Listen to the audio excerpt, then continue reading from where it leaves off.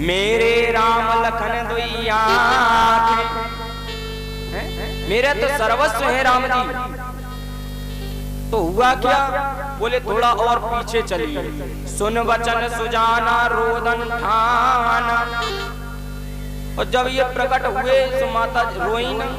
माता जी ने कहा कि ऐसे भी बालक होते हैं, अरे प्रभु थोड़ा तो रो। भगवान ने कहा देखो आज तुम्हारे कहने पर हम रो दे रहे हैं, लेकिन आज के बाद तुम ही रोगी जिंदगी भर। क्या कोई बात नहीं, रो दो। सुपलू ने बोले रोए नहीं, रोदन थाना। अब हम जैसे किसी से कहें कि हमारी आपस में लड़ाई हो गई, तो हो गई का मतलब आज हो गई, तो वर्तमान में आ गया। बोले हमारी आपसे लड़ाई ठन गई, तो भूत वर्तमान और भविष्य तीनों जुड़ जाएंगे। तो भगवान ने आज रोदन ठाना। इतने रोए कि किसी पे चुपाई नहीं हो रहे। सो दशरथ जी आगे वाले को देते हैं, सो वो उस पर चुप नहीं होते, सो वो और आगे बढ़ा देता है। फिर उस पर चुप नहीं होते, सो और आगे वाले को बढ़ा देता है। जय पावारा खान काऊ, किसी ने रख नहीं पाया। यह रशिष्ट काहू नहीं जाना, दिन में चले करत गुनी गाना। भोले बाबा ने मैया पार्वती से कहा कि मैया हमने एक चोरी की। मैया से कहा कि हमने एक चोरी की। मैया कह रही कि आपने चोरी की, आप सर्वस्व हैं तीनों लोक की स्वामी हो बाबा, आपने चोरी की। मैं बात कुछ समझ में नहीं आ रही। हमने चोरी की।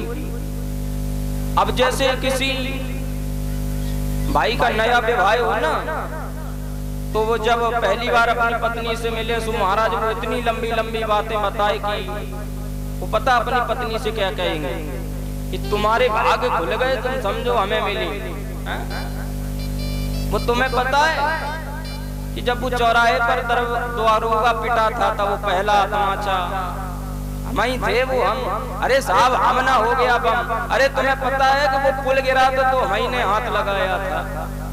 महाराज जी अपनी पति के सामने, पत्नी के सामने ऐसी लंबी लंबी आंखें, ऐसी लंबी लंबी आंखें कि पत्नी या समझे कि पति हमारे दारा सिंह के रिश्तेदार। हाँ महाराज इतनी लंबी आंखें। भोले बाबा कुछ और नहीं बता रहे। बाबा कह रहे हैं कि और एक कहो निज चोरी।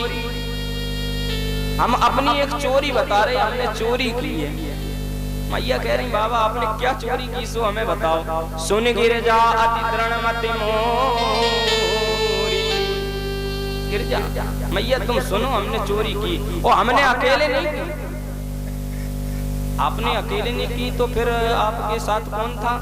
काग वसुंड संग हम दो, मनुज रूप जाने नहीं को। और बाबा ने समझा, बाबा ने कहा कि हमारे साथ काग वसुंड भी थी। और जैसे ही भोले बाबा ने सुना कि राम जी का अवतार हो गया, रामकरण भी हो चुका है, नंदी मुख श्राद्ध भी हो चुके हैं, चलो राम जी के दर्शन करके आए। सो बाबा ने आज काग वसुंड जी को बंदर बना लिया और अपन तो सीधे महाराज मदारी बन गए। अयोध्या जी में खेल करने लगे और डमरू बजा रहे। और महाराज कभी इधर खेल दिखाते, उधर खेलते, सुबह से शाम हो गई। No profit loss is loss.